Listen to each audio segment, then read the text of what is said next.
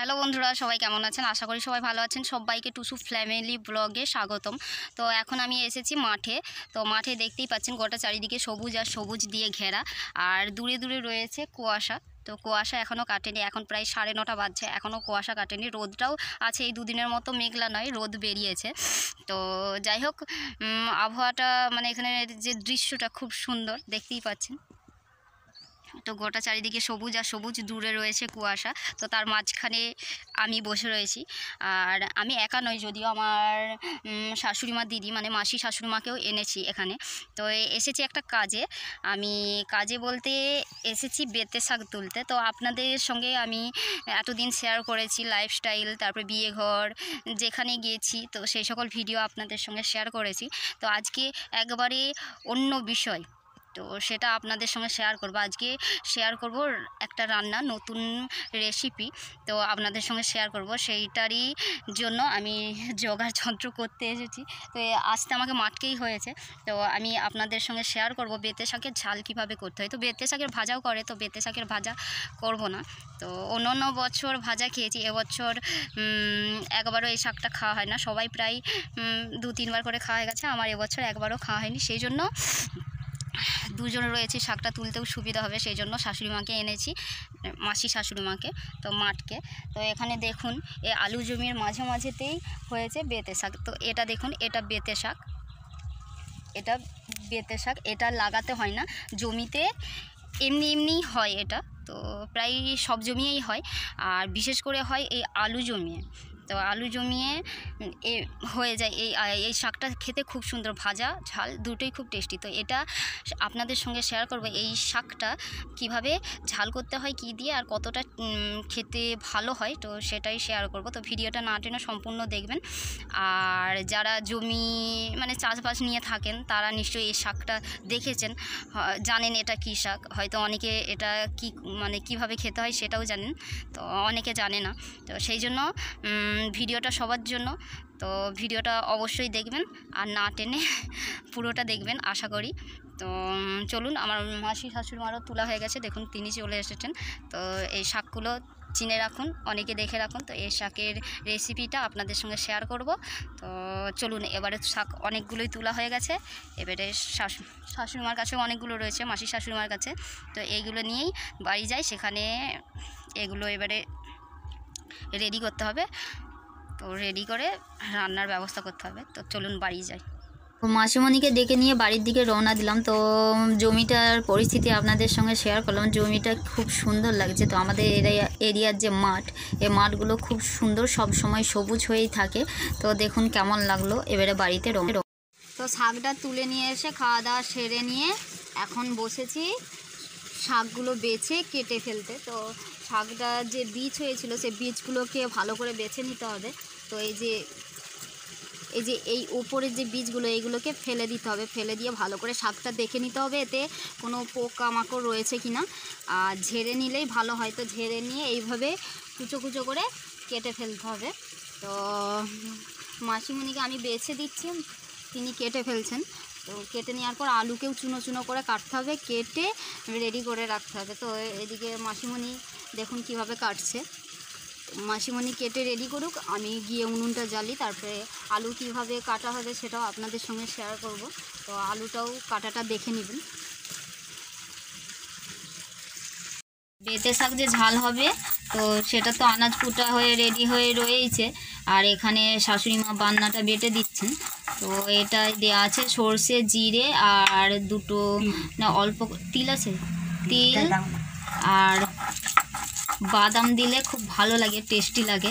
তো তার জন্য অল্প, এই যে দেখুন বাদাম তো দিয়ে বান্নাটা বেটে নেওয়া হচ্ছে। এতে এবারে হালকা করে লঙ্কা দিয়ে ফেলতে হবে, আর হলুদ গুঁড়ো। লঙ্কা বলতে বেটে নিলেও সুবিধা হয়, আবার গুঁড়ো এখন তো বাটা মানে বাটতে তো ঝামেলা, তো গুঁড়োটাই দেওয়া হয়। তো গুঁড়োটাই দেওয়া হবে, লঙ্কাটা বাটা হয়নি। তো শাশুড়ি মা এইদিকে এটা বাটছেন, আর এখানে আমি এই যে আলুটা নেড়ে নিচ্ছি। আলুটা আরও সরু করে কাটার দরকার ছিল, তো আলুটা একটু মোটামোটাই কেটে ফেলেছেন মাসিমা।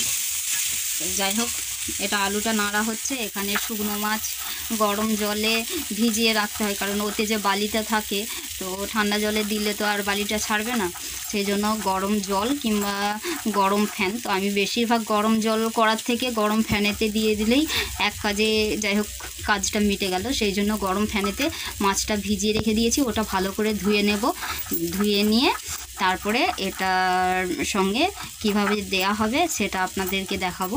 আর এখানে রয়েছে শাকটা, তো শাকটাকেও একটু জল গেলে ফেলে দিয়ে তেলে নেড়ে নেব। নামিয়ে দিলাম, তো এবারে এর উপরে শাকটা দিয়ে দেবো। কড়ার উপরে ঢেলে দিলাম, ঢেলে দিয়ে এবারে ঠেকা যেগুলো লেগে রয়েছে ওগুলো হাতে করে ছাড়িয়ে কড়াতে দিয়ে দেবো। তো হাতে করে ছাড়াতে গিয়েও ছাড়লো না, তাই কড়াতে একটু ঠুকে নিলাম ঠেকাটা। তো ঠুকে নিয়ে এবারে নুন দেব, নুন দিয়ে ওটাকে ঢাকা দিয়ে দেবো। ঢাকা দিয়ে দিলে ওর যে ভাপটা বাইরে আর বেরোবে না, খুব সহজেই শাকটা হাফ সেদ্ধ হয়ে যাবে, যা জল বেরানো সেটাও বেরিয়ে যাবে। তো বেরিয়ে গেলে আমার খুব সহজ হবে জলটা ফেলে দেওয়ার জন্য শাক থেকে। তো শাকটা তাড়াতাড়ি করে ঢাকাটা দিয়ে দিই, যাতে খুব তাড়াতাড়ি রান্নাটা মানে শাকটা ভেপে যায়, তাড়াতাড়ি রান্নাটা করতে পারি। সেই জন্য একটু তাড়াতাড়ি জালটা দিয়ে আর ঢাকাটা দিয়ে দিলাম। তো ঢাকা দিয়ে কিছুক্ষণ রেখে দেবো, রেখে দিয়ে ওটা আমি ওয়েট করব। যখন বুঝতে পারবো যে শাকটা এবার হয়ে যাবে তখন ঢাকনাটাকে খুলে আর জলটা গেলে ফেলে দেবো। তো জলটা গেলে ফেলবো। তো বেঁতে শাকের ঝালে কি কি ব্যবহার করব সেটা আপনাদেরকে বলে রাখি। তো এখানে আরও একটা জিনিস ব্যবহার করব, সেটা হচ্ছে শুকনো মাছ। তো শুকনো মাছটা গরম জলে ভিজিয়ে রাখলে বালি, ওতে যে বালি লেগে থাকে সে বালিটা খুব সহজেই ছাড়ানো যায়, ধোয়া যায় ভালো করে। তো আমি গরম জল করে শুধুমাত্র টাইম নষ্ট করিনি, তো আমি গরম গরম যেহেতু ভাত হয়েছে তার গরম যে ফ্যানটা, তো ফ্যানটা ওতে দিয়ে দিয়েছিলাম, সেই জন্য খুব সহজেই আমার কাজটা ইজি হয়ে গেল। আর এখানেও ওটা ভিজেই এসেছে, শাশুড়ি মাকে বলেছি যে মাছটা ধুয়ে দেবে। আর এখানেও শাকটা ভাপানো হয়ে গেছে। এবারে শাকটা ঠেকাতে আমি নামিয়ে নেব, যাতে জলটা খুব তাড়াতাড়ি ঝরে যায়। তো জলটা ঝরে গেলে আমার সুবিধা হবে ওটাকে তেলে নাড়তে, তখন আরও কাজটা সহজ হয়ে যাবে, আমার রান্নাটাও খুব তাড়াতাড়ি হয়ে যাবে। তো জলটা গেলে ফেলবো, জামবাটিয়ে গরম ফ্যান ছিল সেইটা ফেলে দিয়ে আসি।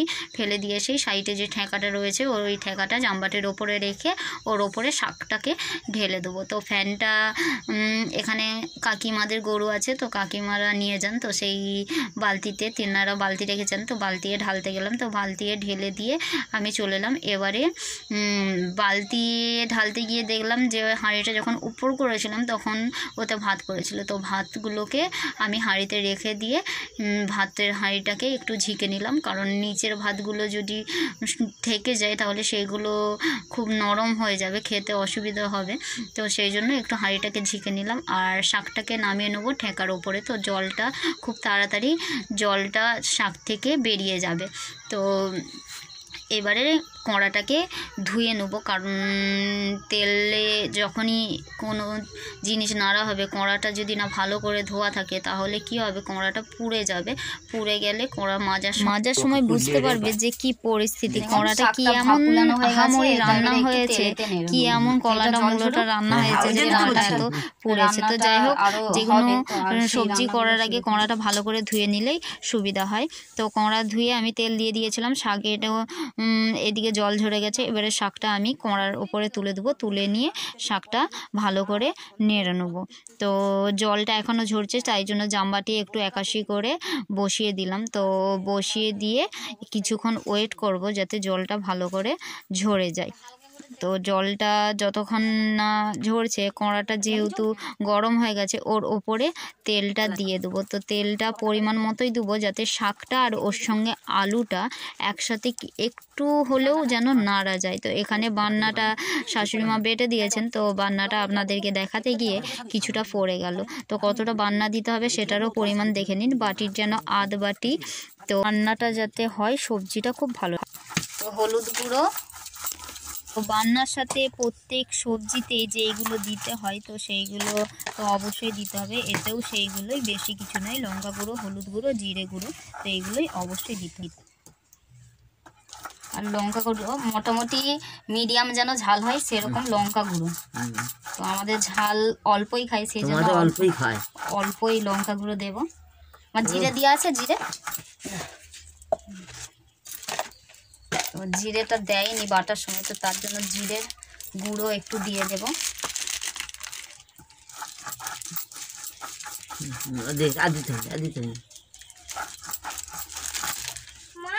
হ্যাঁ, এদিকে বান্না রেডি করতে গিয়ে উনুন প্রায় নিভেই বসে রয়েছে আর তেলটাও খুব গরম হয়ে গেছে। তো তাড়াতাড়ি করে শাকটা তুলে দিয়ে কিছুক্ষণ নেড়ে নিচ্ছি।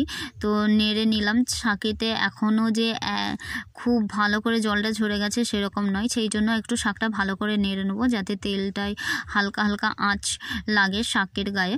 তো সে আবার এইদিকে উনুনটাও নিদে পড়ে রয়েছে, তো উনুনটাকে জ্বাললাম, শাকটা নেড়ে নিলাম। এবারে আমি এর সাথে দেব আলু। তো আলুটাও নেড়ে নেবো, কারণ এর ওপরে মশলাটা যেহেতু দেওয়া হবে বান্নাটা, সেই জন্য আলুটাও খানিকক্ষণ নেড়ে নেবো। তো নেড়ে নিলে কি হয় যে দুটোরই তেলটা রয়েছে একসঙ্গে মিক্সড হয়ে যাবে, তো সেই জন্য দুটোই একসাথে নেড়ে নিলাম। তো এবারে মশলাটাই জল দিলাম, তো জল দিয়ে মশলাটা একটু ঘাঁটিয়ে নেব। তো বান্নাটা ঘাঁটিয়ে নিয়ে এবারে ওর ওপরে দিয়ে দেবো। তো দিয়ে দেবো, এতটা সবজি রয়েছে তো অল্প জল দিলে হবে না, সেই জন্য নেড়ে দেখলাম যে একটু টাইট টাইট লাগছে, ভালো করে নাড়া যাচ্ছে না, সেই জন্য বাটিটায় যেহেতু একটু বান্না লেগে রয়েছে তো সেটা বাটিটা ধুয়ে নিলাম। তো জল দিয়ে ধুয়ে আর ওটাতে দিয়ে দিলাম, তাহলে আমার কি হবে, সুবিধা হবে নাড়তে, যাতে ওতে যে বাদাম, তিল, তারপরে আরও সর্ষে, জিরে গুঁড়ো, লঙ্কা গুঁড়ো সব দেওয়া রয়েছে, তো সেইগুলো ভালোভাবে তেলেতেও নাড়া নাড়া হবে, বেশ ভালো হবে। কারণ যে কোনো বান্না একটু কাঁচা কাঁচা গ্যাস ছাড়লে, যেমন কোনো কোনো সবজিতে কাঁচা একটু গন্ধ ছাড়ে, তো সেরকম হলে বান্না মানে সবজিটাই খেতে খারাপ হবে, সেই জন্য একটু ভালো করে ঢাকা দিয়ে নেড়ে নিলাম। নেড়ে নিয়ে এবারে জল দিয়ে দিলাম। এবারে জল দিয়ে এটাকে ভালো করে নেড়ে নিয়ে ঢাকা দিয়ে দেবো। ঢাকা দিয়ে কিছুক্ষণ নামিয়ে নিয়ে কড়াটাকে ধুয়ে ফেলবো, কারণ কড়াই তেল দিলে নাহলে কড়াটা পুড়ে যাবে। একটু জল বুলিয়ে নেবো। তো সবজিটা নামিয়ে রেখে কড়াতে জল দিয়ে দিলাম। এবারে কড়াটা ভালো করে খুন্তি দিয়ে গোটা চারদিক জলের সাহায্যে ভালো করে ধুয়ে নেবো। তো ধুয়ে জলটা সাইডে ফেলে দিলাম। তো সাইডে ফেলে দিয়ে এবারে নাতা দিয়ে ভালো করে মুছে নেবো। তো মুছে দিয়ে এবারে শাশুড়ি মা যেহেতু মাছটা ধুয়ে এনে দিয়েছেন আমাকে এই কিছুক্ষণ হলো, তো এতে পেঁয়াজ দেবো। পেঁয়াজ দিলে এর স্বাদটা আলাদা অন্যরকম হবে আর গন্ধটাও খুব সুন্দর বেরোবে। পেঁয়াজ দিলাম, তেল দিইনি আগে কারণ পেঁয়াজের ঝোল রয়েছে, তেল দিইনি। তো তেলটা এখন দেব। তেলটা ওই জন্যই তো কম মাছটা দিতে হবে, না শুকনো মাছ দিলে তো ভালো হবে। ও তাহলে দিতে হবে। তো তেলটা পরিমাণ মতো দিলাম, একটু নেড়ে ডাল দিতে সরে দাও না, দিয়ে আর মাছটা দিয়ে দাও। মাছ ভাজতে ভাজতে খুলে যাবে জানো। হ্যাঁ, তো পেঁয়াজটার সাথে এই মাছ, যে মাছগুলো ধোয়া হয়েছিল শুকনো ঘুষো মাছ, তো এটাও দিয়ে দেবো। নুন দিয়ে দিলে, হ্যাঁ ওটা তো নুন দেবো।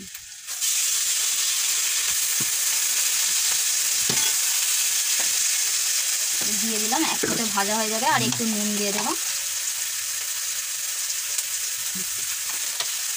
পরিমাণ মতো, নুন দিয়ে দিলাম। এটা একসাথে ভাজা হয়ে যাবে। এটা কেউ কেউ বড়ি দিয়েও করে, শুকনো মাছ না থাকলে বড়ি, বড়িটা ভেজে নিয়ে মানে হয়তো বড় বড় বড়ি সেটাকে চুনো করে নিল, চুনো করে নিয়ে না দিলেও মোটা মোটাও থাকলেও ক্ষতি নেই, গোটা গোটা থাকলেও অসুবিধা নেই। তো যাই হোক, যে যেমন পছন্দ সেরকমভাবে বড়ি দিয়েও এইভাবে, এটা যেভাবে ভাপিয়ে নেওয়ার দরকার বললাম, দেখালাম আপনাদেরকে, ওইভাবে ভাপিয়ে নিয়ে বড়িটা এইভাবে ভেজে নিয়ে আমি যেখানে পেঁয়াজ আর শুকনো মাছ দিলাম, তো এখানে এইগুলোর বদলে বড়ি দিয়ে এরকম ভেজে আর এটা তুলে দিয়ে সম্বরে দিলেও মানে ভালো লাগবে, সেটারও স্বাদ ভালো, এটারও স্বাদ ভালো। তো এটা ভালোভাবে ভেজে নিতে হবে যাতে বাদামি বাদামি কালারটা আসে।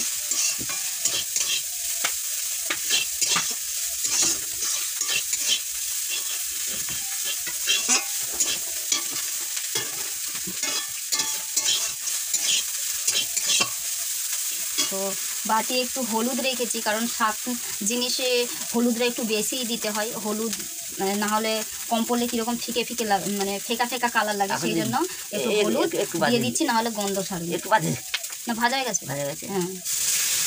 তো তেলে নেড়ে নিলে হলুদটা আর গন্ধ ছাড়বে না, সেই জন্য হলুদটা এর সঙ্গে দিয়ে দিলাম।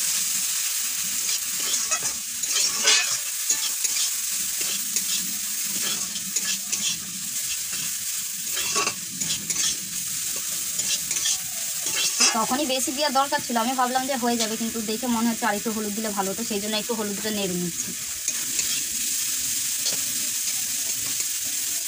তো হালকা নেড়ে নিলেই হবে, হয়ে গেছে। এবারে এটাকে দিয়ে তুলে দিলাম, একটু ফুটিয়ে নেব, ঢাকা দিয়ে ফুটিয়ে নিলেই। তো ডিশের লেগে রয়েছে, এটা একটু জল বুলিয়ে নিয়ে একটু দিয়ে দিলাম। এবার ঢাকাটা দিয়ে দিই। হ্যাঁ, এবারে ঢাকা দিয়ে দেবো, একটু নেড়ে নিই। গোটা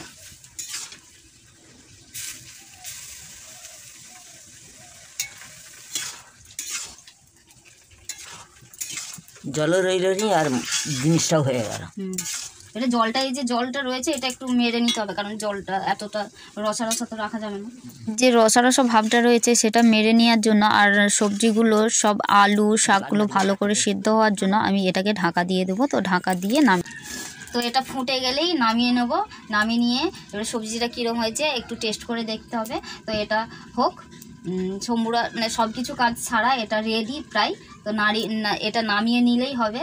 তো এটা হোক, আমি একটু দেখি সাইডের কি কাজ আছে, তারপরে এসে নামিয়ে নেব।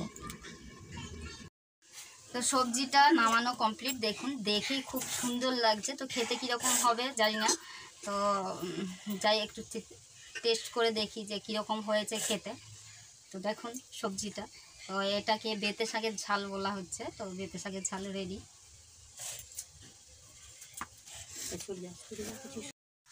তো একা একা টেস্ট করতে ইচ্ছে করলো না, স্বামীর কাছকে নিয়ে এলাম যে তুমি টেস্ট করে দেখো কেমন হয়েছে। কেমন হয়েছে? তো আমি জানি তো ভালো হবে, কারণ এই শাকটার স্বাদটাই খুব সুন্দর। তো ঝালটাই প্রথমবার করলাম, আগেরবারে যখনই খেয়েছি তখন ভাজা খেয়েছি, তো এখন ঝাল করেছি। তো ঝালটা কিভাবে করলাম তো আপনাদের সঙ্গে শেয়ার করলাম। তো অবশ্যই ঘরে ট্রাই করবেন। তো ভাগও দিচ্ছে না, কি পরিস্থিতি।